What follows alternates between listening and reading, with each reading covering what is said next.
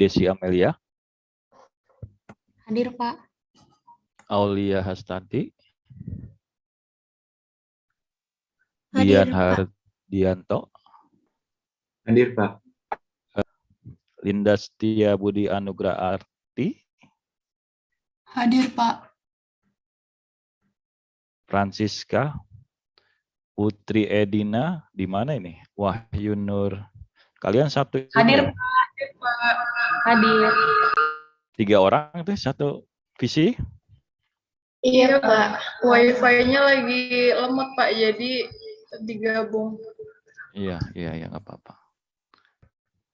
Kita sampai di mana kemarin? Ada pertanyaan kuliah kemarin? Sebelum dilanjut ya. Baik ya, kita mulai ya. Ini ada chat dari mana sebentar. Oke, di Kudagang juga harus ini ya. Presensi Kudagang juga udah bisa ya. Baik, Assalamualaikum warahmatullahi wabarakatuh ya. Selamat pagi semuanya ya. Pada hari ini hari Jumat ya, tanggal 25 Februari ya, 2022. Kita masuk kepada materi dinamika proses ya. Nanti ada studi kasus ya, saya coba pengendalian proses untuk field flow proses ya. Bagaimana pengendalian proses yang ada di field flow proses ya.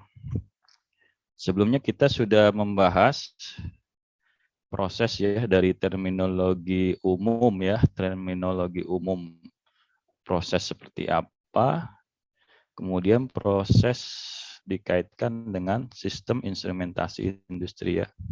Nanti juga kita petanya adalah kita coba membahas setelah proses secara umum, terminologi secara instrumentasi, kemudian kita mulai pemodelan sistem instrumentasi industri itu saya sisipkan di tengah ya. Di awal saya coba untuk mengantar dinamika proses. Saya coba ulangi sedikit mulai dari orde ya, orde proses ya.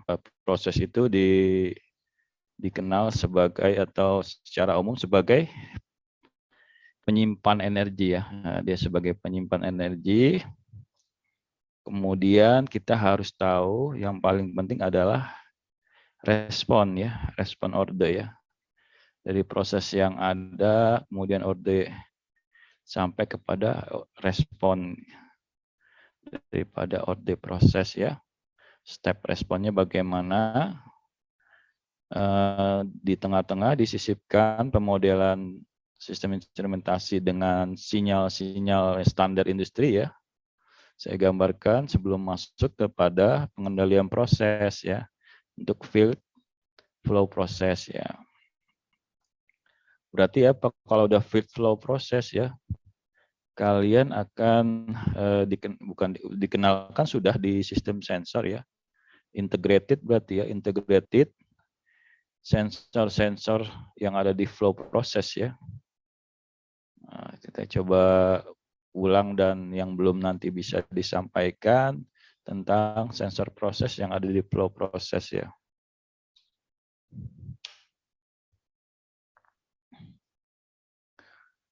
Secara sekilas ya, kalau kita kembali lagi di pengantar dinamika proses ya, pada dasarnya proses secara umum yang terjadi dalam suatu sistem adalah sebagai penyimpan energi ya.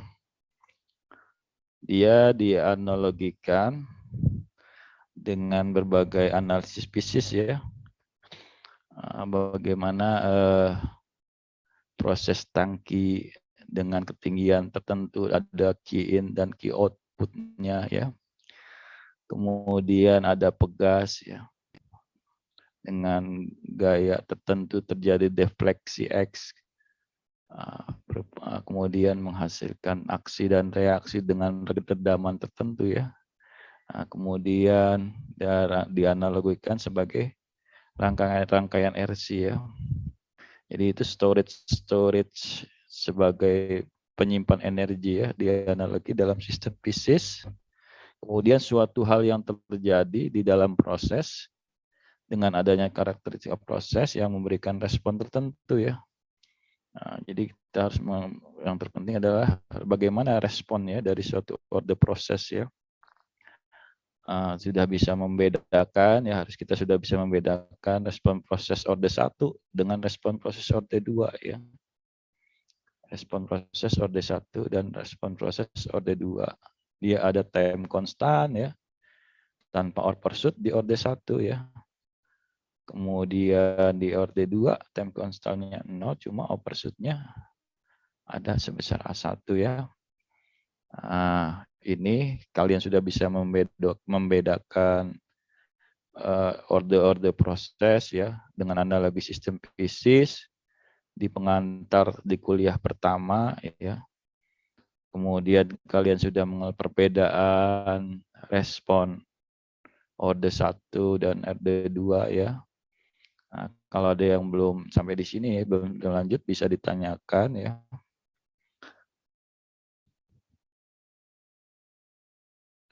Jadi kembali lagi ya di dinamika proses. Nah, jadi perbedaannya apa ya ketika kita bicaranya sudah masuk kepada order. Kalau dihubungkan dengan pemodelan sistem instrumentasi industri ya, sebelum kita masuk ke sini ya, sebelum kita bicara proses sebagai penyimpan energi ya. Kalian di dalam pemodelan sistem instrumentasi industri itu ya dimulai dari waktu tanggapan ya, bicaranya udah waktu tanggapan. Di awal sistemnya ada level pengukuran di level sensor ya, tanggapan waktu sensor, tanggapan waktu controller sampai tanggapan waktu aktuator ya, bicaranya adalah di dalam pemodelan sistem instrumentasi industri itu waktu tanggapan ya. Karena udah masuk ke dinamika proses, berarti waktu tanggapannya dia ada kondisi transisi, kondisi transien ya. Kalau bicara dinamika proses, kuncinya apa ya? Kuncinya dia untuk mencapai konstan ya, untuk mencapai konstan mantap stabil. Kalau dinamika proses, bicara dinamika proses, dia punya cirinya apa? Kondisi transien ya, masa transisi ya. Ada suatu masa tertentu dengan beberapa komponen waktu ya. Nah, jadi dari masa kondisi transisi kalian harus mengetahui, mengenal, membedakan komponen waktunya pada saat masa transisi sebelum ya, nanti akan konstan juga ya, stabil ya. Apa aja komponennya tuh?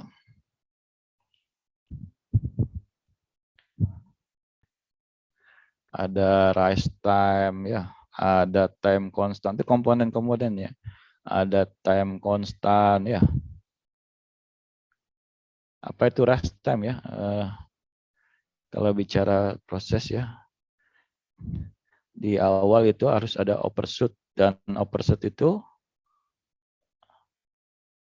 dengan amplitude minimum ya, kecil ya, itu yang paling bagus ya. Amplitudenya ada overshoot ya. Dia ada waktu rest time sampai dengan 90% ya. Nah, itu rest time-nya ya. Nah, dia dalam kondisi overshoot untuk mencapai stabil ya, dimulai dari fungsi redaman seperempatnya ya. Jadi semakin dia kecil seperempat sampai dia mendekati 0 itu sebagai error sama dengan 0 ya. Mantap, dia punya waktu dari awal overshoot ya, rise time overshoot sampai dia mantap di error sama dengan 0, ini waktunya seberapa? Nah, lama. Semakin pendek, misalkan dia stabilnya di lebih cepat, nih T2-nya lebih panjang, T1 misalkan dia menghasilkan redaman seperempat, cuman di errornya 0 dalam waktu T sama dengan T1 ya. Itu akan lebih baik ya. Dengan artinya dengan setting waktu ini, setting time dari awal rise time ya, sampai kepada dia mantap, rendaman seperempat, amplitude kecil, dan error sama dengan 0. Nah, itu diharapkan ya, respon order yang baik ya, respon optimumnya dinamakan dengan respon optimum ya. Ada analogi lain ya, analogi lain tuh kalau ini musim pandemi ya, dalam pengendalian proses ya, untuk penyelesaian pandemi itu ya, kalau bisa yang meninggal itu kecil ya. Nah, cuman di awal itu amplitudenya gede itu ya. Memang hasilnya bagus ya, dinilai kinerja pemerintah dalam mengatasi pandemi sudah bagus. Cuman di awal itu pursuit-nya terlalu banyak kematiannya di awal ya. Itu bisa dievaluasi kenapa gitu. Kenapa di bandara waktu itu masih dibuka ya banyak, sehingga banyak kontak ya. Ini yang menyebabkan overshoot ya, kematian tinggi. Nah, itu kalau bisa di dalam sama ya analoginya ya. Amplitude di awal overshoot itu suatu pengendalian proses itu kecil gitu, sehingga kita bisa melakukan mengkondisikan untuk mencapai steady state dengan error yang kita ingin sebesar 0 ya. Itu analogi lain ya. Kembali lagi coba cek sound lagi ya. Sambil saya cek siapa yang hadir ya. Faza Salsabila. Hadir, Pak. Suara saya ini ya, napas saya kedengar nggak ya? Agak Enggak terlalu sih, Pak. Masih jelas. Nggak kayak kemarin ya. Kemarin sampai saya bikin versi audio 2. Oke ya, tadi bicara dinamika proses ya. Tadi ada kondisi transien ya. Kondisi transien itu ada rush time ya, ada time constant ya. Nanti ada waktu tunggu ya. Ini time constantnya ya. Dia baru mencapai 63%. Nah, itu keadaan steady state ya. Kalau ada 2 open berarti dia kalau T1 dan T2 ya kalau bisa ya 63% dalam waktu yang cepat lebih bagus ya. Ini menyangkut apa tadi saya di depan itu menyangkut waktu tanggapan ya. Waktu tanggapan instrumen ya.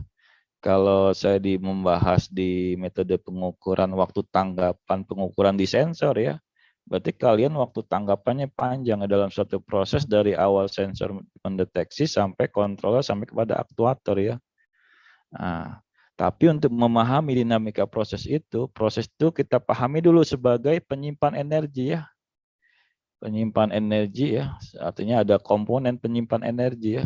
Nah, di proses itu kita analogikan ya sebagai penyimpan energi ya. Ketika proses dianalogi sebagai penyimpan energi, dia berarti punya komponen ya. Komponen penyimpan energi ada yang 1, 2, nanti terkenal dengan orde 1, orde 2 ya, orde tingkat yang tinggi ya. Berapa dia masuk effort dengan truk dan effort yang ada sebagai inputan ini masuk ke dalam komponen energi ya.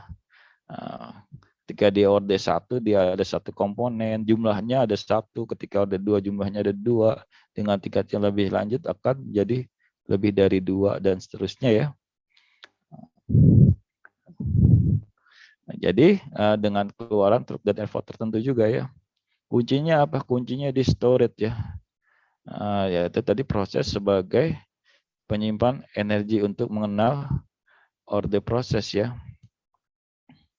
Tadi kalau sudah jumlah komponennya, misalkan komponennya dianalogi sebuah tangki ya. Sebuah tangki ketika di orde 0, orde 1 ya. Di 1 tangki ya. Orde 1 nanti kita lihat ya. Nanti ada orde 2 dia ada 2 tangki ya. Dan itu pun proses itu nanti ada yang tangkinya itu modelnya 2 tangki tapi dia prosesnya itu seperti rangkaian paralel dan seri ya. Seberapa lama dia dari proses 1 ke proses 2 ya. Itulah orde 2 ya. Proses 1 dan 2 ada 2 tipe ya. Ini untuk analogi dengan konsep tangki dengan debit tertentu yang mengisi dengan ketinggian tertentu ya. Nah, kemudian dia dianalogikan juga bisa nanti misalkan ada 2 tangki ya. Nah, bagaimana rangkaian RC-nya C sebagai penyimpan energi ini ya. Ketika dia 2 tangki ya di paralel atau di seri misalkan. Nah, jadi itu suatu proses ya di mana dianalogikan dalam sistem fisik ya, elektrikal, mekanikal ya, hidrolik, thermal. Dengan effort untuk elektrik, voltage dan current ya. Force kalau untuk mekanik, force dan velocity, hidrolik, pressure dan flow, thermal, temperatur dan heat. Effort dan truknya ya. Yang terpenting adalah di storage-nya ya.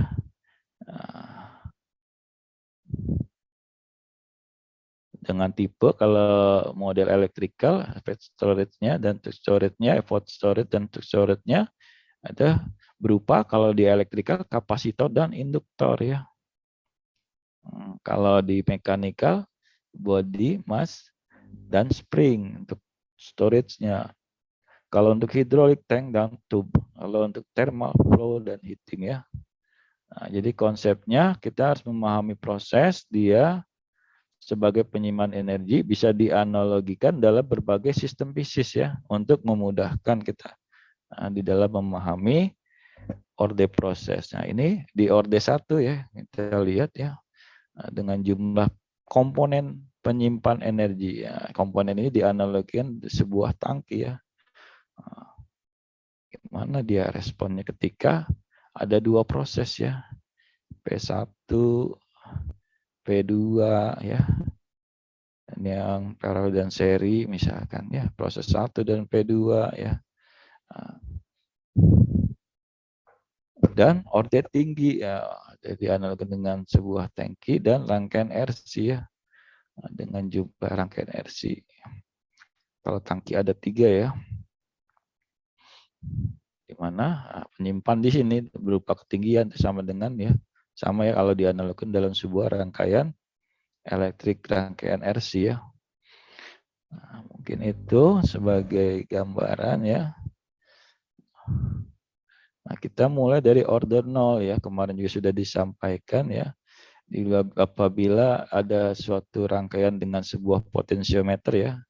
Ketika ada perubahan di potensiometer ya, dia akan langsung menghasilkan merespon langsung PO tertentu ya.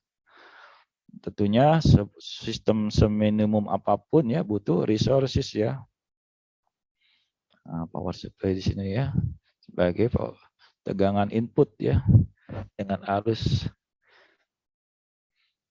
yang masuk ya. Dengan perubahan potensiometer ini ya, perubahan artinya ada perubahan R di R1 dan R2, dia langsung memberi respon V output dengan nilai tertentu. Ketika dianalogikan dalam suatu sistem fisik juga gitu. Dengan sebuah mekanik ya dengan perbandingan 30/10 misalkan.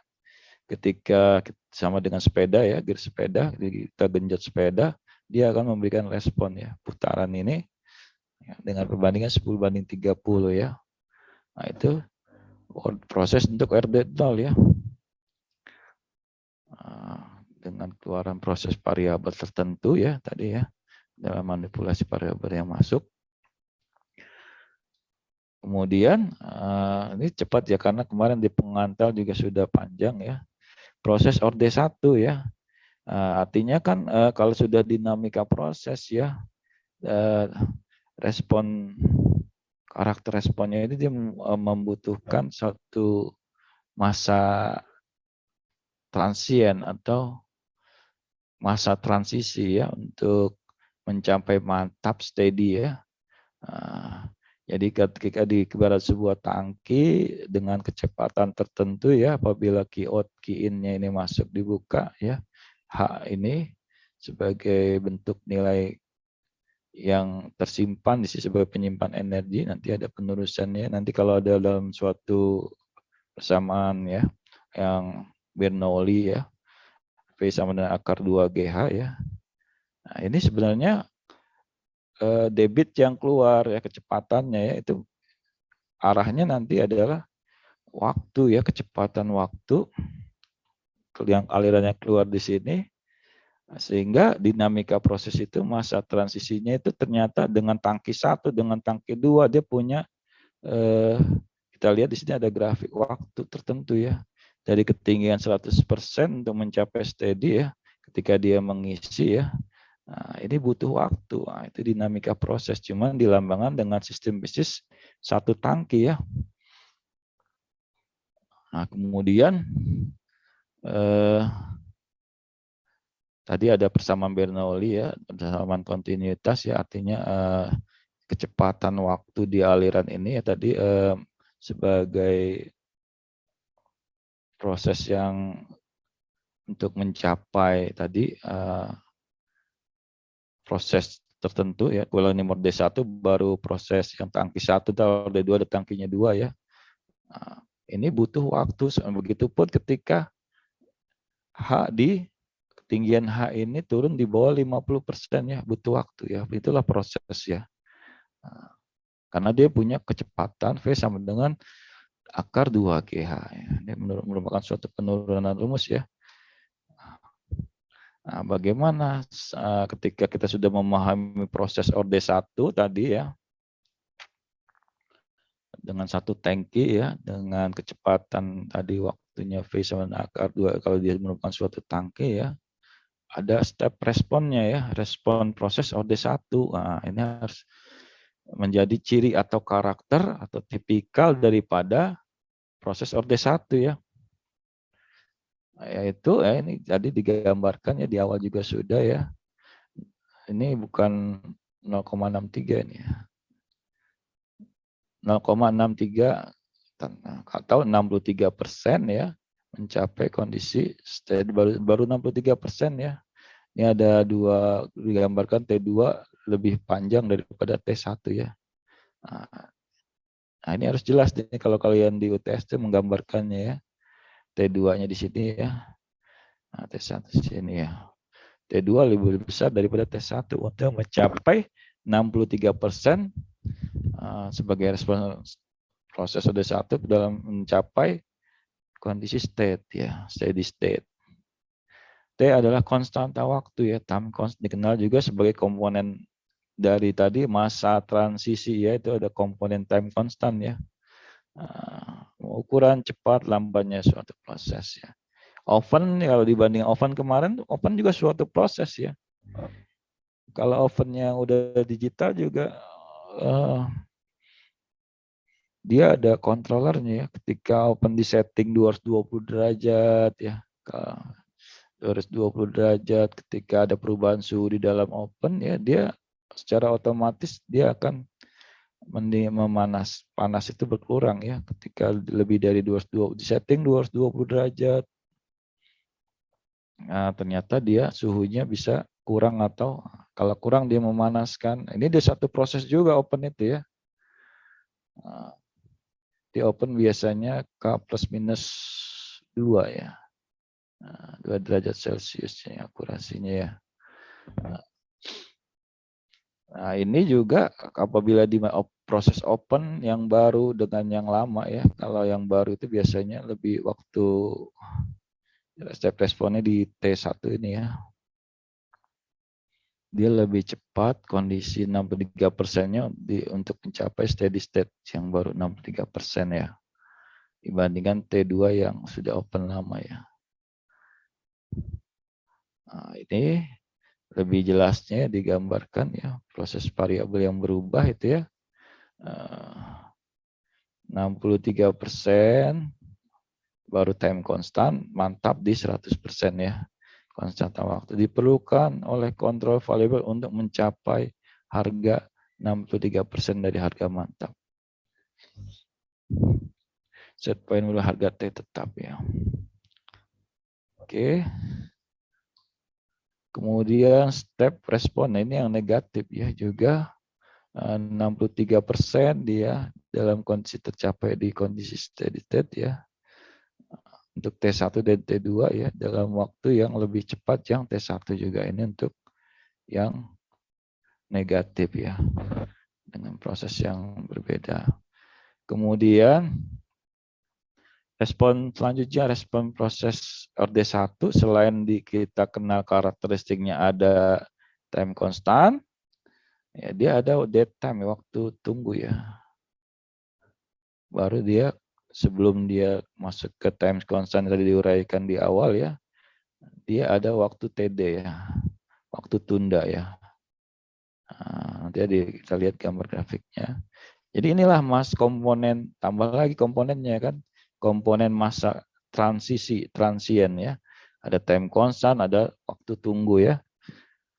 Nah, ini sudah digambarkan ya, kemarin juga sudah ya dengan proses berjalan ya.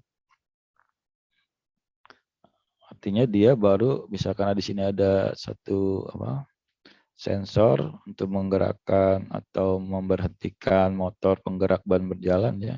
Ketika dia sudah responnya itu pada saat sekian T ya. Artinya ada waktu tunggu ya. TD ya. Nah, baru dia masuk ke yang respon time constantnya. Masih masa transisi ya. Ada dua komponen, waktu tunggu dan time constant ya. Nah, sehingga persamaan dinamikanya ya, dia merupakan Q-out itu ya, fungsi dari T ya, di mana T itu adalah terkoreksi dengan waktu tunda ya, T minus waktu tunda ya. Kemudian masuk ke bagaimana dengan proses orde kedua ya. Nah, orde kedua dilambangkan analogi posisinya ya dengan dua tangki ya, jumlah komponen penyimpan energinya ada dua tangki ya. Ada proses 1 dan proses 2 yang masuk ya, manipulasi variabel sebagai proses variabel setelah dia melewati ya dua proses ya. Jadi ada waktu untuk mencapai H1, kemudian ada waktu untuk mencapai H2 ya, lebih panjang ya. Nah, ini digambarkan yang untuk proses yang kedua mirip huruf S ya, karena nanti dia ada yang paralel dan seri bentuknya lagi satu lagi ya. Ternyata ada, ini dia yang interacting ya. Dia ini contoh yang interacting ya. Dengan masa pegas peredam ya. Nah, dianalogikan antara proses 1 dengan 2 tangki ya. Nah, dan proses 2 ini ya. Jadi gitu ya, karakteristik untuk orde 2 ya. Dia punya waktu H untuk ketinggian H1 dan waktu H2 untuk mencapai ketinggian H2 ya. Kemudian masuk ke proses orde tinggi ya, lebih tinggi dari sebelumnya. Dia punya digambarkan dengan komponen penyimpan energinya dengan 3 tangki ya dan rangkaian RC ya. Nah, jadi ada proses dianggap pada proses orde tinggi, proses dianggap sebagai proses orde 1 dengan waktu tunda ya.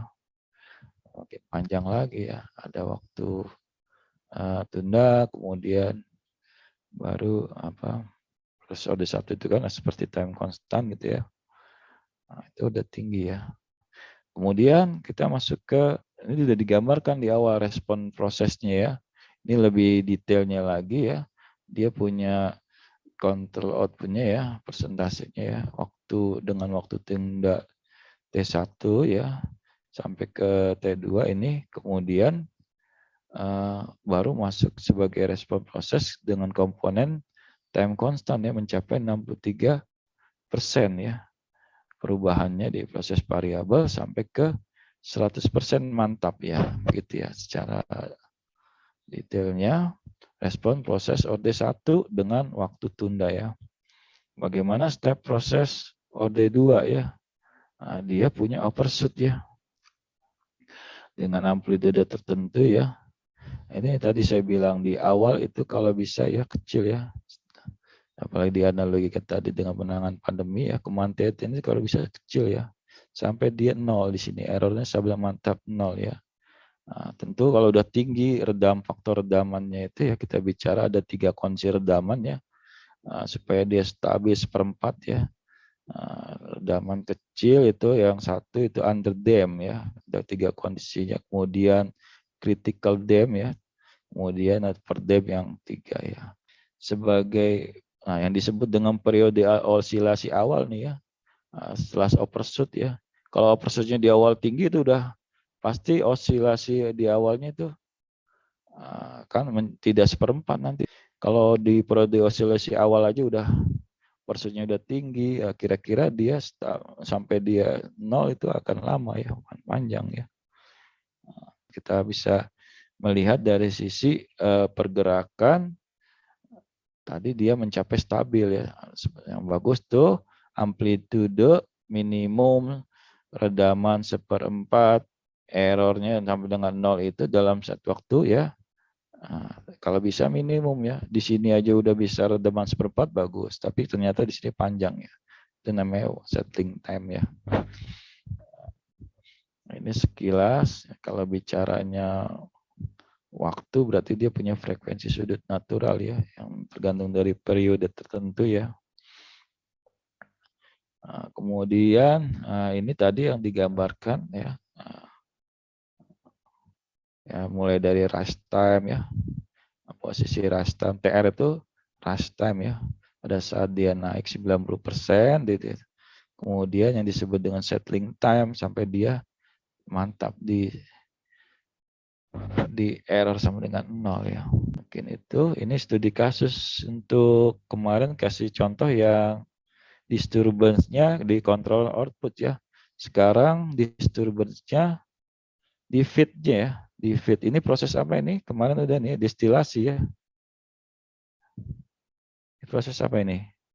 Jadi ada 2 produk nanti ya, dihasilkan 2 produk ya, distillate composite ya, sama bottom komposisi ya. Di sini kasih contoh nanti perubahan di feed-nya ya. Feed yang masuk nanti akan coba diberi disturbance, gangguan ya, dirubah. Nah, ini studi kasus ya. Kalau dia proses destilasi berarti tadi ada 2 komponen yang dipisahkan ya. Bisa lebih, cuman nih di sini yang titik terkait dengan karakteristik titik didih ya. Ada yang naik ke atas ya, ada yang turun ke bawah ya. Nah, ini didinginkan dengan kondensor ya. Nah, saya sering kalau udah terlalu lama bicara itu kondensator suka ketukar ya. Ada 2 hal yang berbeda. Itu ada keterlisutan. Tapi kan mahasiswa diharapkan paham ya yang saya maksud ketika konteksnya di sini ya. Ada pendinginan, proses pendinginan adalah kondensor ya. Jadi ada 2 komponen yang dipisahkan, ada kondensor ya, nah masuk ke refractum atau proses pengembunan di sini. Nanti kalau dia merupakan suatu feedback ya, seharusnya dia ini kan tanpa digambar feedbacknya ya. Ada analisa controller ya, yang diproses refractum. Nanti kita lihat di pengendalian flow ya. Kita nanti studi kasus di pengendalian flow. Jadi gimana nih kalau diberi disturbance ya, di inputannya jadi input disturbance feed 600 kg per menit ya. Jadi setiap menit dia 600 kg ya masuk ya feednya ya. Kemudian apa yang berubah di sini kita lihat di produk ada distillate komponen, ada bottom komponen ya. Ini respon proses order 1 ya, kita lihat cirinya ada waktu tunggu setelah dia beberapa waktu dia baru time di sini ya. 19882 baru dia memberikan kondisi transient berikutnya ya. Dia di 600 dengan perubahan ini, perubahan feed ya. Sehingga ya di yang perubahan yang terjadi ya kita lihat ya di komposisi distillate 94,5 setelah diganggu dia 94,8 ya. Kemudian untuk yang bottom komposisi ya 2,6 sini jadi 2,8.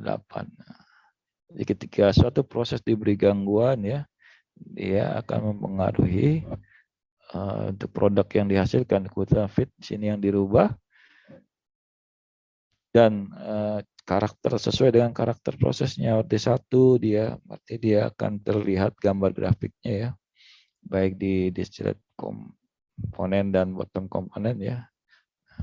Itu digambarkan ada waktu tunggu baru kemudian time constant tertentu untuk mencapai kondisi steady state ya. Nah, itu contoh dengan disturbance ya, gangguan. Kemudian kita dinamika proses itu adalah menyangkut berarti bagaimana pemodelan instrumentasi ya terkait dengan tanggapan waktu ya instrumen ya, mulai dari sensor, aktuator ya, digital control aktuator ya. Jadi kalau dari awal ya, pengantar awal kuliah 1, kuliah 2, kuliah 3 ya, kita sudah masuk pada pemodelan sistem instrumentasi level 01 ya, field control system ya. Bicara field control system, nanti saya mau ambil contoh yang field yang di proses flow ya, dengan proses flow. Jadi konsep dasarnya kan di awal, pada dasarnya yang terjadi dalam suatu sistem diawali proses level 0 ya, level start 01, level 2, 3 sampai dipantau oleh information technology ya, and management system atau level 4 dalam suatu pemodelan sistem instrumentasi industri. Itu ya gambaran umumnya. Kemudian pada dasarnya proses secara umum diawali tanggapan waktu sensor ya, dia melakukan transducer input ya, ini juga mengubah energi. Nah, kita arahkan sekarang dari mengubah energi ya. Di proses penyimpanan energi sudah tahu gambaran prosesnya. Nanti ada perubahan cepat. Nah, kesimpulan di situ ya. Garis bawah perubahan cepat atau lambat jadinya gitu kan. Kita mengenal proses, respon order proses ya. Nah, itu jadi akhirnya kita akan melihat perubahan cepat atau lambat. Nah, baik itu di tanggapan waktu sensor sampai ke aktuator ya. Suatu hal yang terjadi di lapangan, the field, diawali tanggapan waktu sensor ya, bagian dari transducer input dengan adanya perubahan energi yang cepat berubah ya, dengan berubahnya energi ke bentuk energi lain, hingga akhirnya diteruskan ke transducer output aktuator ya, yang dikontrol oleh suatu digital controller ya.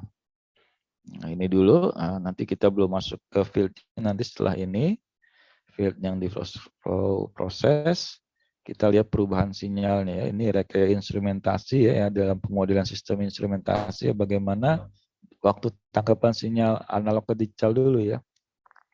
Sebelum masuk ke controller ya. Di sini ada apa? Kita dikasih contoh ya, dalam satu sistem minimum di level pengukuran di level sensor ya. Dia pasti butuh supply ya, semua seminimum apapun ya, seminimum apapun proses, seminimum apapun sistem ya, sistem minimumnya yang ada di level sensor itu ya, pengukuran ada resources ya, supply-nya ya, sama nggak dengan di supply-nya yang di transmitter ya, dengan yang ada di sensor ini. Whetstone itu sebagai pengkondisi sinyal ya. Sebenarnya kalau sudah kuat, ada juga yang sudah kuat, ada juga yang masih perlu dikuatkan ya. Di sini dia bisa jadi satu sebuah instrumen juga bisa ya.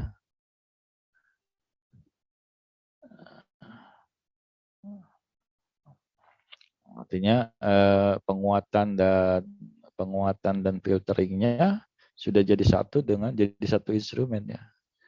Jadi level pengukuran bisa ditampilkan dalam bentuk display ya, 7 segment atau apa ya, dalam dashboard ya kalau bisa. Kemudian bisa juga diteruskan karena di sistem itu diteruskan masuk ke controller ya, modul input dari ke misalkan PLC ya, atau kalau di komputer dengan suatu buffer ya, untuk berkomunikasi ya. Nah, di sini ada modul, nanti di PLC itu ada modul input, ada modul output, di mana ada perubahan sinyal ya, dari analog, dari 420 mA ya, itu dirubah ke digital ya. Ini juga kan prinsip kuantifikasi ini kan. Nah, dari gelombang ini konsekuensi dengan prinsip open gitu ya. Nah, itu bisa dibahas yang semester kemarin ya, udah pernah ya. Mulai dari penguatan dengan op-amp ya, nanti kuantifikasinya menjadi digital ya, sinyal digital ya. Artinya ada rekayasa instrumentasi ya. Nah, dari awal sensor pengukuran ya. Kalau di sini dengan pengondisionasi dengan jembatan Weston ya, penguatan dengan op-amp, filter dengan op-amp, rangkaian RC ya. Sampai nanti masuk ke modul input dari controller ya. Dirubahlah dengan kuantifikasi, dia jadi sinyal digital. Semua butuh resources ya. Resources ini rekayasa perekayasaan juga bisa step up, bisa step down ya. Banyak ya. Kalau untuk sinyal-sinyal standar biasanya ya diberikan instrumen-instrumen yang standar biasanya. Di pabrikasi itu kita tinggal how to operate ya. Mereka sudah punya instrumen-instrumen yang dengan sinyal-sinyal standar industri ya. Kemudian waktu tanggapan ya, ternyata rekayasa instrumentasinya sampai kepada waktu tanggapan digital ke sinyal analog untuk mencapai aktuator ya. Tadi di modul controller ada modul output ya. Kemudian masuk ke amplifier ya. Modul output itu digital to analog ya, dengan pengondisian sinyal juga, sehingga dia masih perlu dikuatkan ya dengan resources tertentu ya. Nah ini untuk menggerakkan sebagai aktuator dari control pump ya. Nah, kalau dia sinyal listrik 4-20 mA, ketika dia minimum 4 mA, dia di flow rate yang keluar sebesar 0% ya. Oke, ini dengan menggunakan positioner control dengan positioner di dalam suatu control valve, dia termasuk jenisnya adalah pneumatik ya. Pneumatik, nanti ada yang solenoid valve, ada pneumatik valve. Nah, ini tipe-tipe aktuator ini nanti terakhir ya. Nanti juga kita lihat sinyal-sinyalnya juga ya. Nah, ini standar-standar yang ada di industri ya. Kemarin tuh yang 1-5 volt ya di Praga yang saya tunjukkan itu sebenarnya udah jarang ya. Tapi masih ada yang sebagai sinyal standar ya. 0,5 volt, 0-20 mA, 4-20 mA ya. Semua sinyal nanti diarahkan ke sini ya, mulai dari yang lemah dikuatkan ya. Untuk PSI-nya 3-15 PSI. Dimensionless tekniknya ya. Bagaimana perubahan ya, mulai dari bentuknya sekian PSI dirubah ke dalam bentuk sinyal listrik, kemudian nanti ke actuatingnya juga dalam bentuk sinyal listrik ya. Ini hanya gambaran dalam dimensionless teknik ya, sama dengan data sebenarnya lebih mudah dijabarkan ini ya. Mulai perubahannya ini tadi dari awal ya, untuk kayak start project awal ini ya. Itu tadi dalam dimensi yang lebih simpel lagi ya, lebih intinya setelah dari sensor itu ya, dari besaran pieces ke besaran listrik masuk ke modul input, nanti dirubah dari analog ke digital, converter terus nanti dari digital to analog ya, sampai keluarannya ya tadi. Nah jadi berupa persentase bukaan flow rate di sini ya. Nah, dari besaran sinyal listrik intinya di situ. Itu tapi dalam dimensionless teknik ya.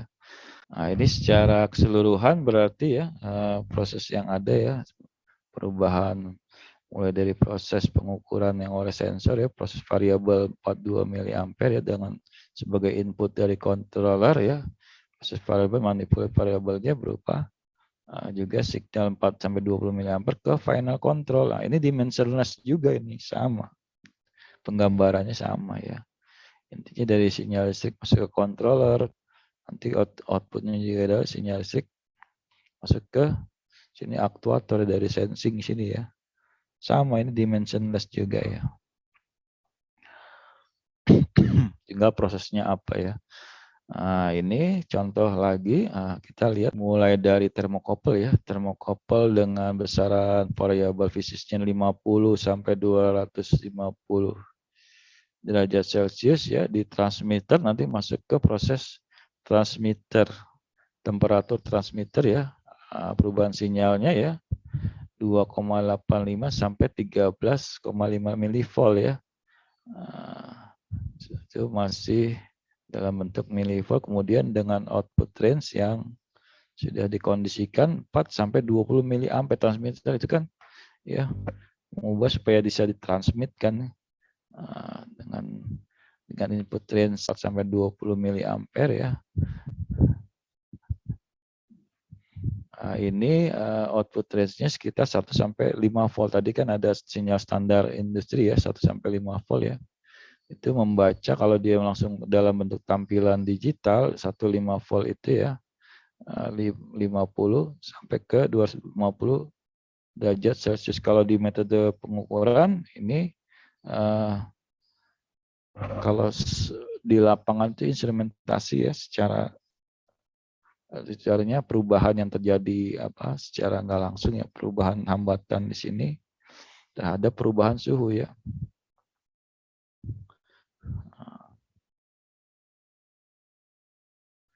Besaran fisiknya ya. Jadi analoginya secara nggak langsung ya. Ini untuk contoh dijabarkannya seperti ini ya.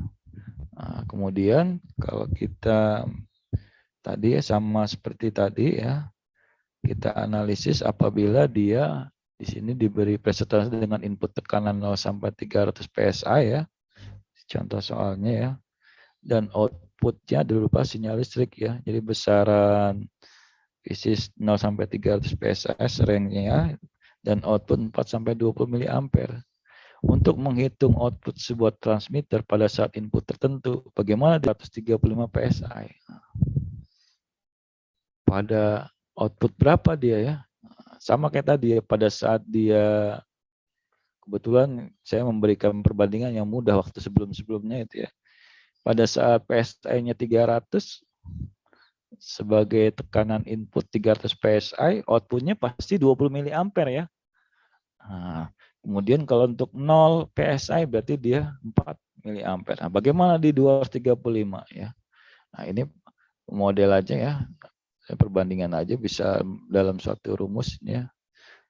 Kita lihat ya perubahan antara, kita hitung dulu ya di sini selisih span ya 300 sama 0, kemudian 20 sama dengan 4. Kita lihat aja rumusnya di sini, masukkan out maksimal dan out minimum, masukkan input maksimal dan input minimum ya.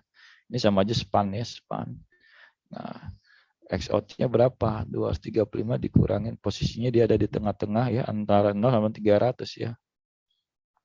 Plus 4 berarti dia antara 4 dan 20. Nah, inilah 16,5255 miliampere. Ini kalau mau dibuat dalam pemodelan rumus ya. Nah, begitupun ya, itu tadi apa? Tadi PSI ya, sekarang temperatur ya. Ini tadi pressure transmitter, sekarang temperatur transmitter ya. Dengan range input 50 sampai 200, spannya 200 minus 50 akhirnya dirubahkan spannya ya. Contoh soal yang kedua ya. Sampai tahu keluar nih di UTS nih ya. Outputnya spannya 20. Gimana kalau dia di temperatur inputnya 61 ya. Dari span yang ada 61 kurang 50 ya, sehingga ternyata dia pada saat 61 derajat Celcius ya, Fahrenheit, besaran fisiknya transmitter ya, dia membaca dikeluarin di outnya 5,1737 miliampere ya. Nah, itu tadi penggambaran tadi ya. Contoh untuk pressure ya, penggambaran input range dan output range, sehingga dia tadi dalam satu contoh perhitungan ya, kalian bisa menentukan ya, ketika diketahuinya ya, kalau di pressure transmitter 235 PSI, berapa keluarannya di transmitter. Kemudian di temperatur transmitter ketika diketahui 61, berapa keluarannya ya. Oke. Nah, ini contoh, ini juga sama ya.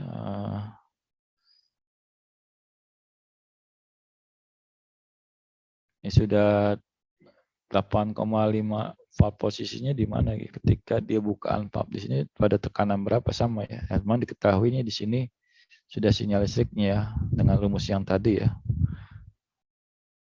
Sehingga didapatlah ya 28,4% ya bukaannya ya. Itu yang mewakili dari ketika ada sinyal 8,55 miliampere ya. Sama dengan rumus tadi caranya. Nah, jadi sampai di sini ya, sampai di sini kita sudah membahas mulai dari awal dinamika proses ya. Kita mau masuk ini nih contoh field flow proses ya. Kita coba ulang lagi apa yang sudah kita lewati ya. Kita mau masuk kepada pengendalian proses nih ya. Kita harus memahami tadi di awal sebenarnya ada terminologi proses ya, itu udah kuliah awal ya, pengantar di awal. Kemudian dinamika prosesnya seperti apa ya. Di dalam dinamika proses juga digambarkan tadi sudah ada punya order proses ya dengan respon-respon tertentu ya, respon proses tertentu. Kemudian baru saja kita sudah masuk bagaimana pemodelan sistem instrumentasinya, sinyal-sinyal standar di industri ya. Baru di level 01 ya, baru di level pengukuran field control system ya. Ya karena baru di level field control system, nanti kita bicaranya field pada flow proses ya. Tapi kita harus mengenal dulu ya untuk sinyal-sinyal mulai dari tangkapan waktu sensor, memahami dulu perubahan lambat dan perubahan cepat ya.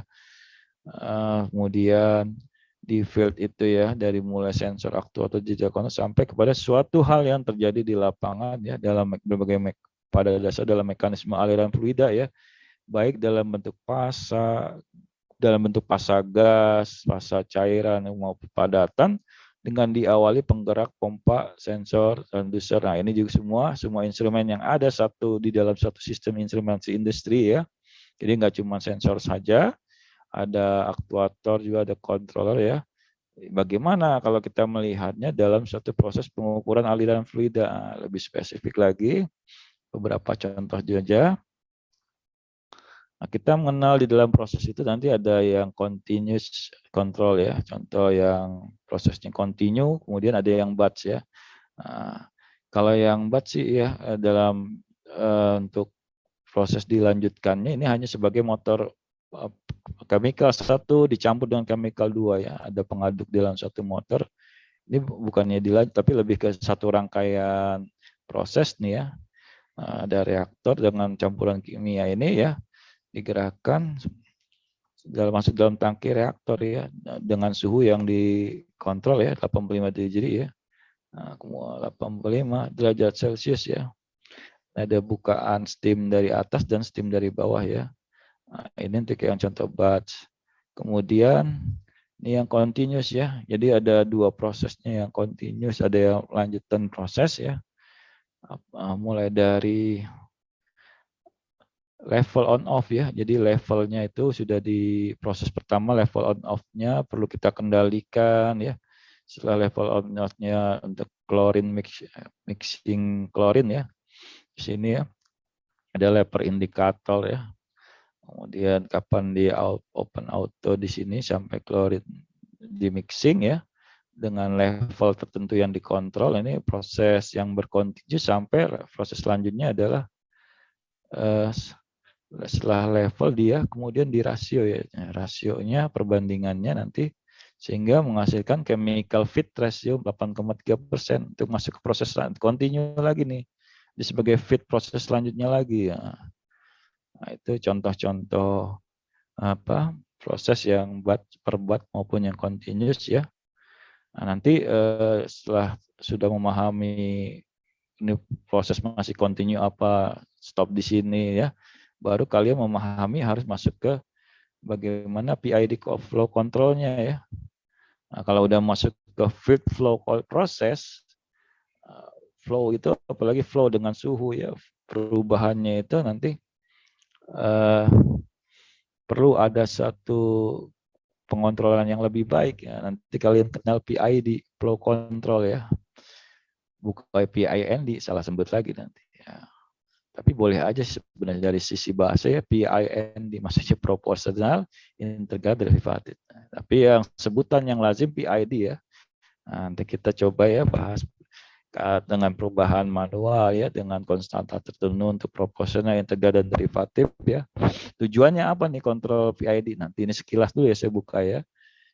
Tujuannya tadi supaya responnya lebih optimum ya, yang sudah ada ya, supaya lebih optimum lagi ya. Oke, itu ya asset application ini sudah dalam satu dashboard ya yang bisa diotak-atik ya nilai. Kadang yang tadi saya bilang sampai level monitoring ya, dashboard untuk setiap kita nggak perlu ke lapangan ya, bisa dipantau dari jarak jauh ya. Ada juga yang di local unit, cuman ada space location ya, jadi bisa dipantau dari jarak jauh ya. Sini berupa display ada dashboard ya, kebutuhan untuk setting bisa melalui sini sampai ke level yang field. Kalau ini merupakan suatu monitoring ya, untuk batch juga gitu ya, per batch. Kemudian ini yang kemarin kita bahas ya di Petrol flow proses ya, mana yang ini yang masih belum without feedback control ya. Jadi analisis controllernya di sini ya, tadi proses yang kemarin distilasi ya, ada tray di sini yang ada titik didihnya berbeda, dia naik masuk ke pendinginan kondenser sampai ke reflux dam ya. Komposisi pengembunannya dianalisis sampai bukaannya tadi ini belum ada feedback controlnya ya. Nanti gimana dengan feedback control ya. Jadi dengan analisis berapa yang di sini bukaan valve-nya yang bisa menghasilkan yang sesuai dengan pengontrol yang kita inginkan ya. Jadi kita sudah mengenal di dalam proses itu, proses flow ya, flow itu ya, mulai dari yang without feedback control, dengan with feedback, contohnya dengan feedback control nih ya. Oke, ini contoh di dalam suatu proses pengendalian proses. Kita kan nanti mau bicara pengendalian proses ya, pengendalian proses untuk field flow proses ya. Ya, secara umum judul ya, yang perlu kalian ketahui ya, pada dasarnya ya, di dalam pengendalian proses itu dapat dibagi menjadi 3 ya, dalam proses itu ya. Ada kendali internal proses ya, ada kendali pada keluarannya ya. Keluarnya itu kita kenal dengan negative feedback control ya. Positive feedback itu kendali pada prosesnya. Ada yang tahu bedanya nih apa deh? Ya, jadi ini untuk memudahkan kita ya mengenal pengendalian proses ya. Kendali internal proses itu lebih kepada sebenarnya kita sebelum merangkai mendesain suatu proses yang benar-benar di field ya. Itu kendali internal proses sebenarnya lebih ke kendali persiapan ya.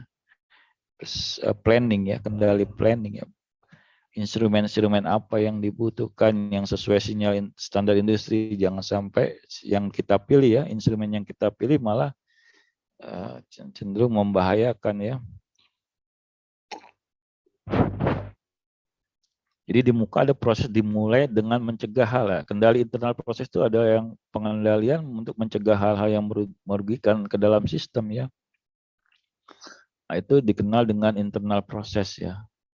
Ini baru sebelum dimulai proses itu, kita sudah ada pengendalian proses dulu ya. Pemilihan, desain, pemilihan instrumen, desain instrumen ya. Sinyal-sinyal yang cocok.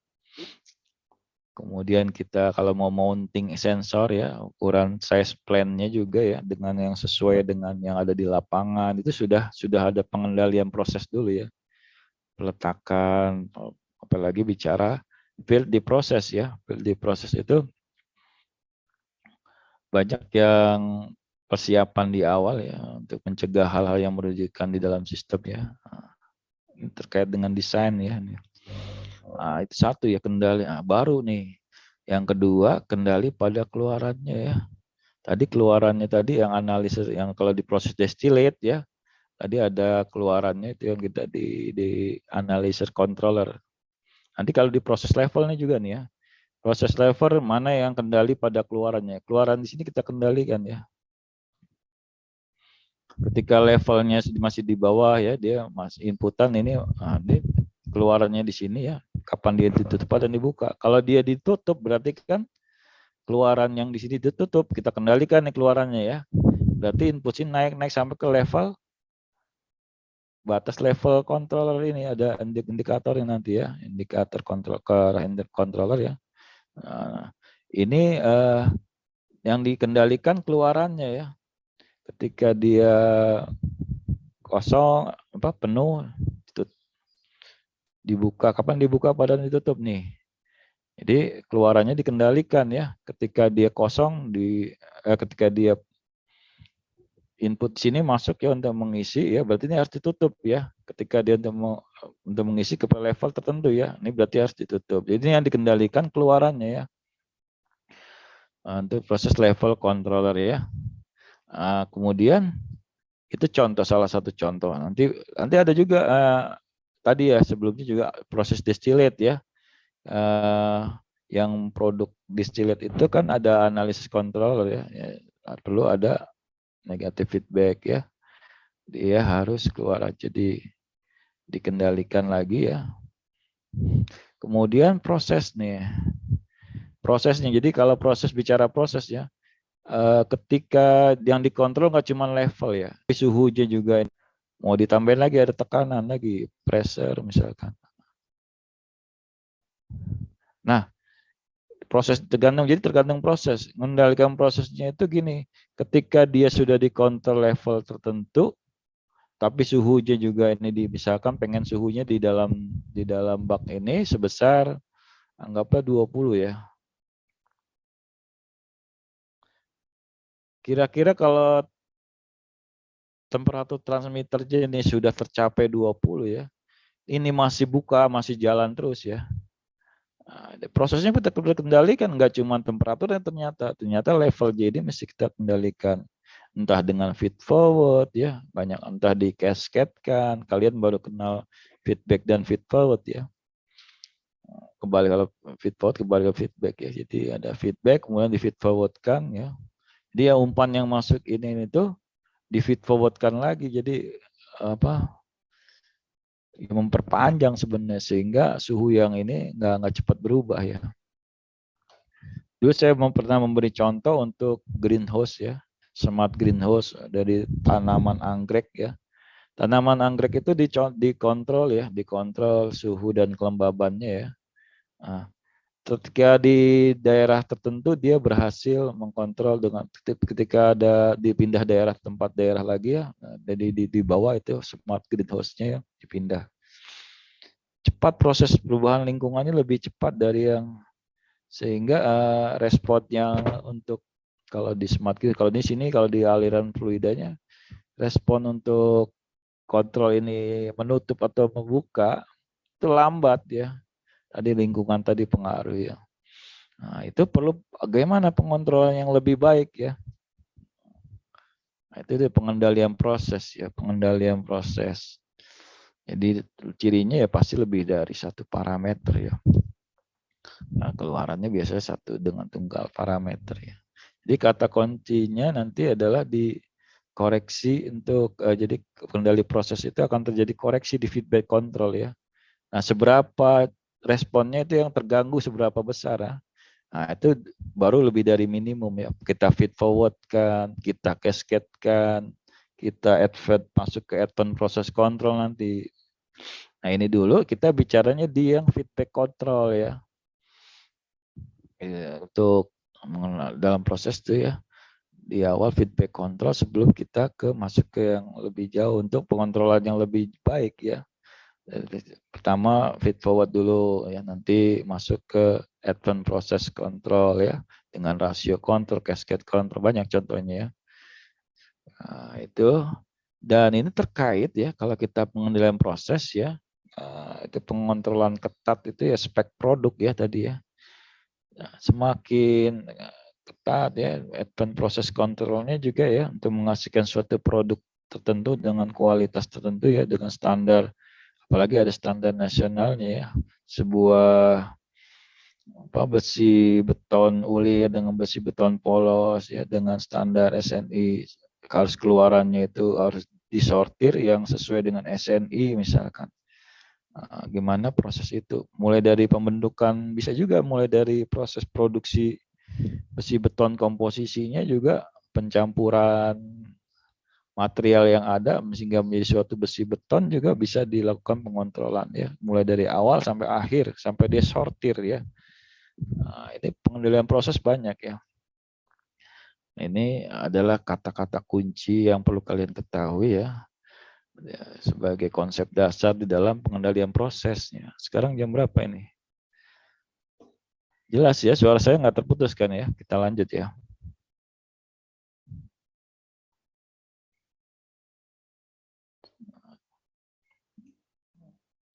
Habibur Rahman jelas ini? Jelas, Pak. Ya, maksudnya kita lanjut ya. Saya ngebut ya memang materinya banyak ya. Saya aja kemarin ngambil secuplik proses destilasi ya. Sebenarnya proses itu banyak ya. Tapi saya coba gambarkan ya, terus pengendalian proses juga banyak. Saya belum masuk ke kontrol PI dia tuningnya ya. Sekarang udah kuliah ke berapa ini? Ketiga ya, keempat. Kita sebelum UTS tuh ada 7 ya. Keempat masuk PID ya. PID, tuning PID bisa ke 6, bisa digabung di 4. Ke 7 udah cepet ya. Nanti di advance process control-nya biar di setelah UTS aja ya. Tapi gini, nanti kalian ada praktikum ya. Praktikum itu nanti di Direktorat Meteorologi ya. Ini kan terkait dengan field flow process ya. Itu ada instalasi, ada ya semacam pengukuran ini ya, yang terkait dengan flow process nanti ya. Dia menggunakan PLC juga, otomasinya ya. Pengukurannya dia yang debit ya, ada masternya juga ya, master flow-nya juga ya. Nanti kalian coba setelah UTS itu, makanya nih saya mau advance proses control-nya di sebelum UTS, atau nanti kalian sibuk di praktikum di setelah UTS. Jadi ini udah kelar semua di sebelum UTS. Tapi saya lihat sih paling ya pertemuan untuk praktikum itu kan di meteorologi ya. Uji tipe itu ya, di uji tipe di meter gas ya. Untuk meter gas, flow untuk gas. Jadi kemungkinan cuma 2-3 minggu ya praktikum ya. Paling kalau 7 pertemuan sekitar 4 saya kasih materi yang advance process control sama DCS dan PLC ya. Oke, gitu aja mungkin ya. Kalau brek-brek satu sebelum UTS diberes semua, ntar nanti jadi pemahamannya jadi lebih cepat, lebih terlalu cepat gitu ya. Kita pelan-pelan ya. Di sini contoh feedback control ya jelas ya. Tadi juga ada contoh feedback control untuk proses yang lain ya. Ada jadi ada tangki di sini ya dengan pemanasan ya. Dengan pemanasan tentu ada temperatur transmitter ya, yang steam yang masuk dan yang keluaran hot water kita ingin bukan pop di sini yang masuk ya. Sebagai tim ya, steam ya. Jadi ada set point sensor yang ada temperatur transmitter ya. Bagaimana temperaturnya berapa, bukan popnya untuk steam masuk pada di setting ya pada suhu berapa ya. Bersamaan dengan ada konverter yang di sini ya dengan kontrol. Ini masih di feedbackkan berapa suhu yang sesuai dan air yang masuk di sini sebagai inputan feed ya. Sehingga menghasilkan hot water yang diinginkan sesuai dengan keinginan dengan pencampuran dari steam yang ada di sini ya. Ini masih prosesnya masih normal, belum ada respon yang terlambat gitu ya yang masuk sini. Nanti gimana ya ketika dia ada keterlambatan respon ya, keterlambatan bukaan valve di sini ketika ada perubahan, kan ini ada aliran yang mempengaruhi suhu di dalam tangki yang sudah dipanaskan di sini kan. Bukaan di sini telat untuk kemudian masukan di sini terlalu cepat. Ya banyak proses itu yang ketika berjalan ya, berjalan itu responnya ada yang, makanya kalau pakai kontrol PID nanti juga per satu siklus juga bisa dikontrol manual, bisa dikontrol otomatis dengan PID ya. Manual di settingnya juga bisa.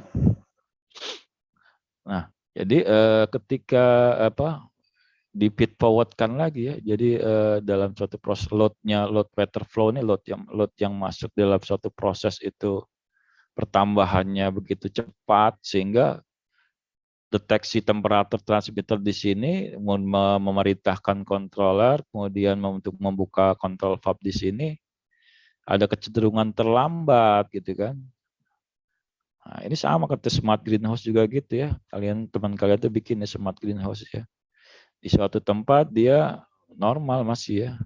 Ketika suhu berubah itu di dalamnya ya. Nah, ini juga gitu ya, tangki di dalam sini ya. Ternyata loadnya ini perlu di feed forwardkan lagi ke depan ya. Yang masuk dari proses itu masuk ke controller lagi ya. Ada perhitungan lagi, jadi ada 2 kali perhitungannya. Dengan perhitungan di awal, temperatur sensor yang terbaca, nanti ada keterlambatan proses, ya lag proses. Kita kemarin bicara lag proses dan lain sebagainya. Sehingga, nah di sini konsepnya, sehingga kita butuh teknik pengontrolan yang lebih baik lagi ya. Nah nanti kalian harus mengenal tuh ya, ada feed forward ya. Nanti ada yang di cascade-kan kontrol lagi, bagaimana tekniknya ya, rasio kontrol pelan-pelan ya. Nah, kita mulai dari feed flow proses dulu ya. Nah, jadi proses ini untuk full ya pengukurannya, ini jadi sampai kepada nanti evaluasi ketidakpastiannya ya. Faktor-faktor apa aja dalam suatu proses ya. Jadi setiap instrumen yang ada itu nanti ketidakpastian kalibrasinya merupakan satu gabungan ya. Nah, makanya mulai dari geometri meter, dia mungkin udah analisisnya udah S1 ya, tapi nggak apa-apa mengenal ya. Jadi suatu pengukuran ya untuk ini tampungan suatu bercampuran ada gas, oil, water ya dengan sesuai karakteristik dari berat jenisnya ya. Sehingga terpisahkan dari oil dari campuran kotoran yang mana yang oil, mana yang water, mana yang gas, jadi murni oil yang keluar ya. Nah, ini diperminyakan ya flow proses fluid ya. Nanti banyak nih satu contoh aja. Nanti kita di proses fluid ini selain kita harus tahu full uncertainty bagaimana dalam suatu proses, kita juga perlu tahu sensor di dalam aliran fluida ya, sensor apa aja ya. Ini udah belum ya waktu di sistem sensor ya. Orifice plate, venturi tube ya, tabung pitot ya, nozzle aliran ya. Jadi kalian nanti di suatu industri sudah mengenal ya sensor-sensor ini ya. Kalau di sistem sensor kemarin lebih kepada prinsip transduksi dan beberapa contoh sensor aliran fluida ya, belum lengkap semua mungkin ya. Jadi kalian lengkap nih, sudah tahu prosesnya, sistem konsep proses yang berorde, kemudian pemodelan sinyalnya, sampai kepada proses itu sensor-sensornya, instrumen apa aja, sensor-sensor yang ada di aliran fluida ya. Terkontrollernya gampang, tinggal PLC dan DCS. Ya. Jadi lengkap ya, kalian mempelajari sistem instrumentasi industri lebih lengkap ya. Nah, jadi terus kemudian ya, karena dia menyangkut field flow proses, berarti prinsip-prinsip pengukuran aliran fluida nih ya, Bernoulli kontinuitas ya. Nanti hubungannya tadi kan proses itu kan sebagai kecepatan alir juga kan yang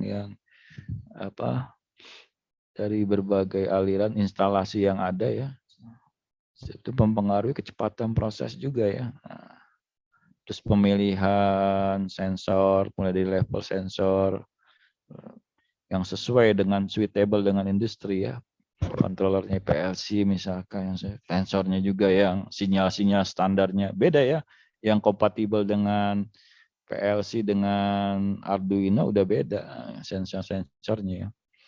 Sehingga mana yang lebih suitable ya, apalagi untuk manufaktur di bidang petrokimia ya, perminyakan ya. Ini sudah kalian masuk di, apalagi nanti ada video. Coba nanti saya coba cari video-video yang ada di lapangan ya. Tapi nanti bisa di-share aja, kalian bisa tonton ya. Nah, ini untuk minyak yang tadi sudah oil ya tadi ya, sudah dalam presentasi oil ini sebesar 0,25%. Sebenarnya sebelum-sebelumnya ada beberapa proses mulai dari well allocation ya, oil gas water tadi yang dipisahkan ya antara gas water sampai ke murni tes separator nih, ada tes separator. Jadi ada beberapa proses separator ya, kemudian di field. Jadi ya sampai kepada storage penyimpanan sampai oil itu 0,25%. Sebenarnya ini merupakan suatu proses yang ketidakpastiannya apa? Gabungan ya. Gabungan dari beberapa proses ini sehingga dia nanti punya nilai ketidakpastian ya.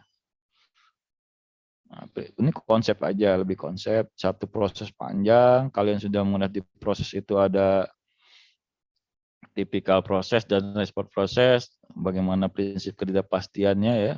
Setiap proses punya, jadi udah beberapa instrumen-instrumen yang ada ya, merupakan gabungan ya. Di proses ini aja ya, pemisahan oil, gas, water sampai tes separator ini ya. Ketika udah dipisahkan tes separator ya, udah berapa instrumen ya yang ada di field control udah banyak ya. Nah, ini gambaran umum ya. Intinya ada dia merupakan gabungan dari ketidakpastian setiap proses yang berjalan dengan instrumen-instrumen yang berbeda-beda ya setiap proses ya. Nah itu yang kalian harus tahu nanti. Jadi nggak ketika masuk ke industri udah lumayan ada gambaran ya.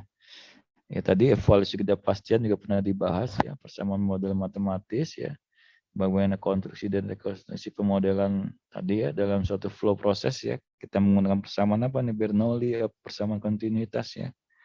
Kita buat diagram Fishbone tadi ya yang berkontribusi ya, ini udah gabungan dari beberapa mata kuliah ya.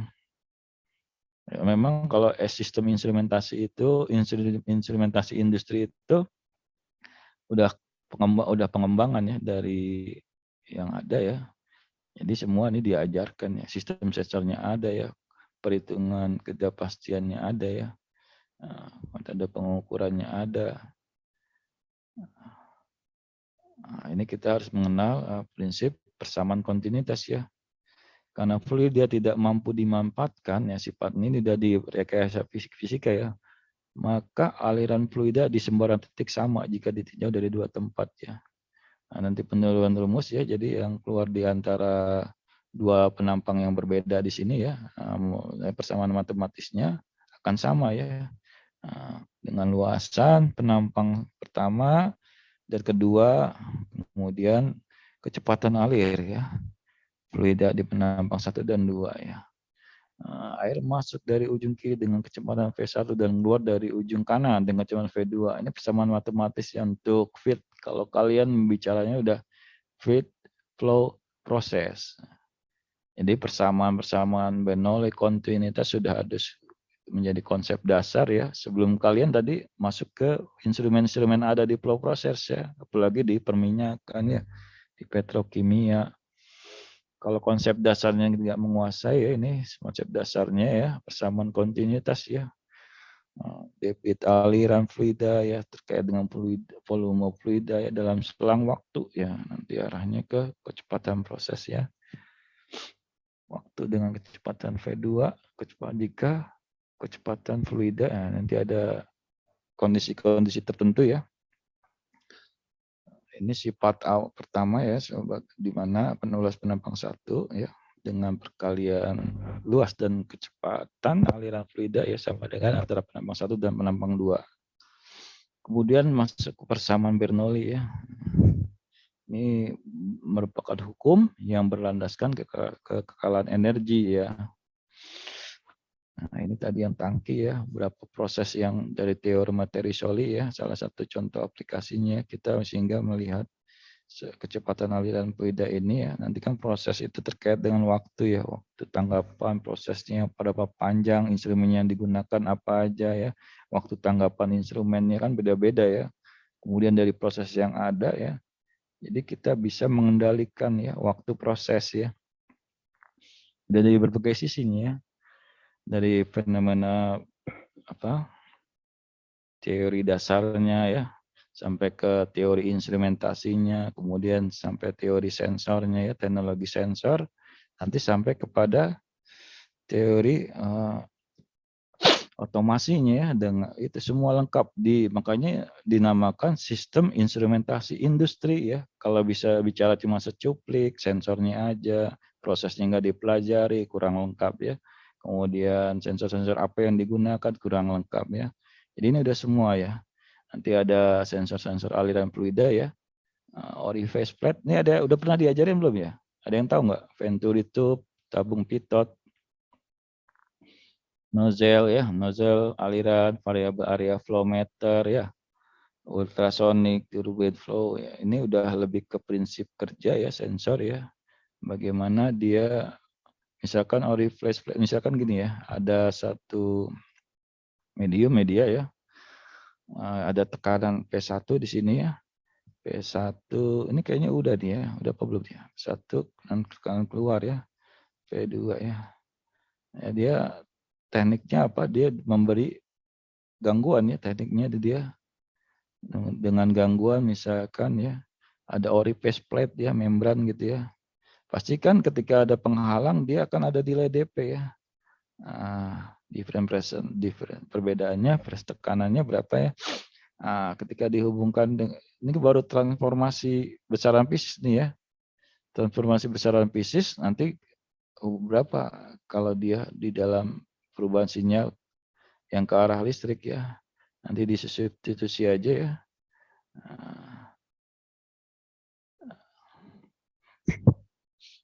Kuncinya tadi dengan cara memberi gangguan ya. Nanti juga ada dikenal dengan rotameter ya.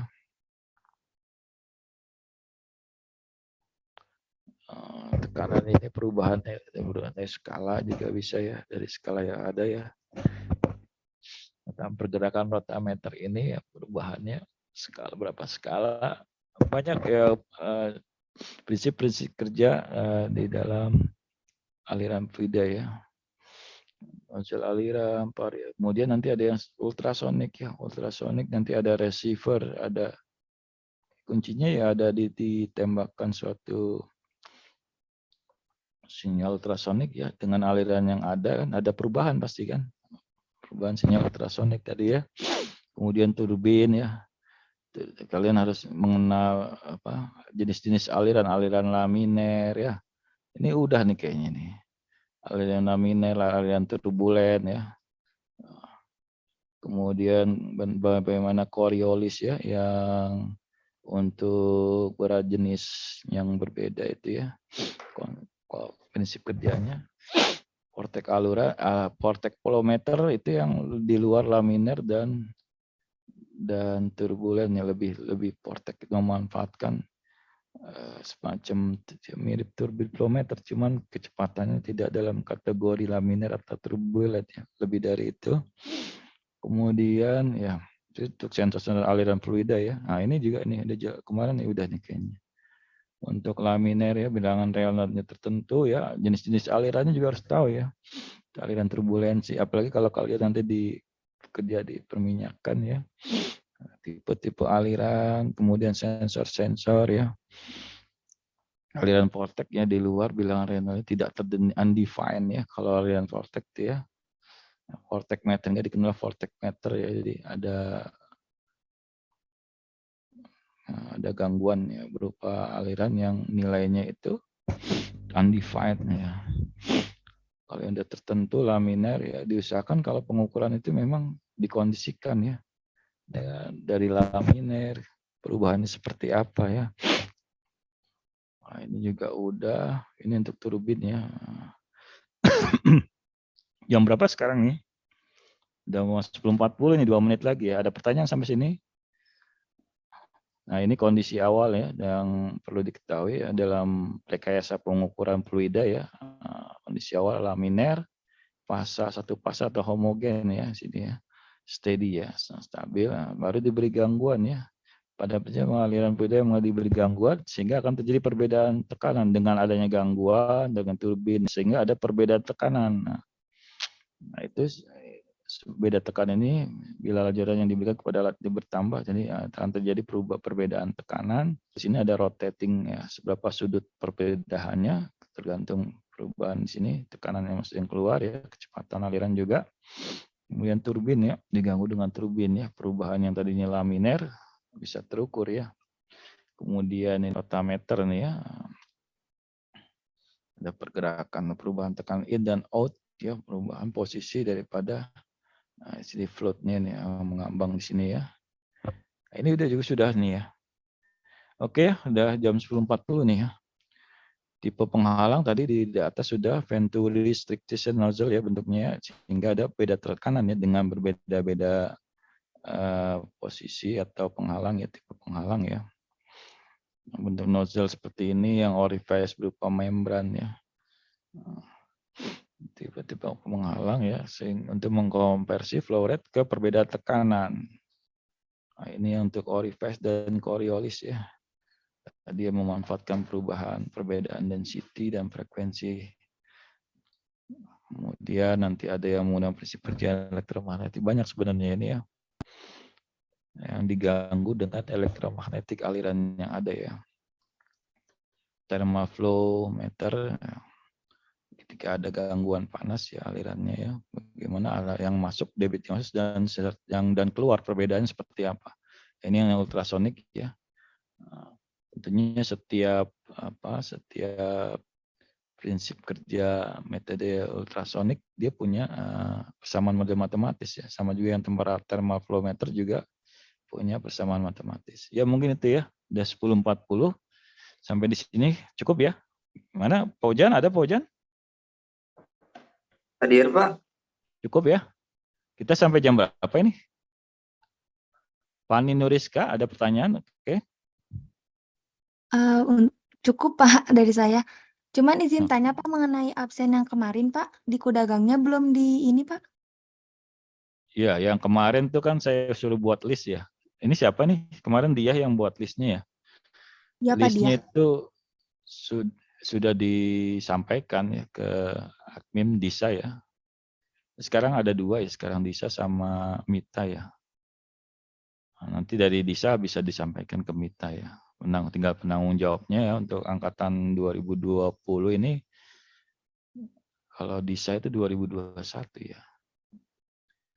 Ya, jadinya sudah ya, sudah direkap ya sama dia ya, dan sudah saya kirimkan ke Disa ya. Untuk yang hari ini udah bisa diabsen di Kudagang? Sudah Pak. Sudah, Pak. Sudah ya. Ya, baik, mungkin itu. Terima kasih atas kehadiran ya dan partisipasi mahasiswa sekalian. Mohon maaf bila ada salah dalam penyampaian. Assalamualaikum warahmatullahi wabarakatuh. Waalaikumsalam warahmatullahi wabarakatuh. Waalaikumsalam warahmatullahi Terima kasih, wabarakatuh. Pak. Terima kasih, Pak.